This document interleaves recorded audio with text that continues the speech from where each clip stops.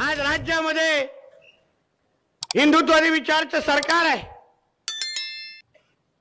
खातं आमच्या देवेंद्र फडणवीस साहेबांकडे आहे. FIR मध्ये आज नाव आलं नसेल, कोण असेल वाचवणारे कुठे बसलेले, पण ते का आमच्या मुख्यमंत्री साहेबांपेक्षा मोठे नाही. संबंधित काही खात्यातल्या लोकांनी लक्षात घ्यावं. मला वाटतं काहीतरी 14 लोकांवर काहीतरी FIR दाखल झालेले आहेत आणि मुख्य आरोपी आणि असे आरोपी मला वाटतं ते माझे मित्र आहेत.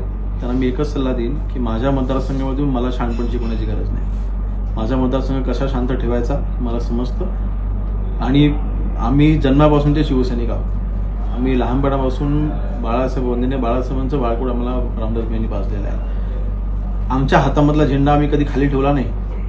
आता ह्याचा अर्थ त्यांनी समजून घ्यावा. रत्नागिरी 24 न्यूज चॅनलला आताच सबस्क्राइब करा आणि शेअर करायला विसरू नका.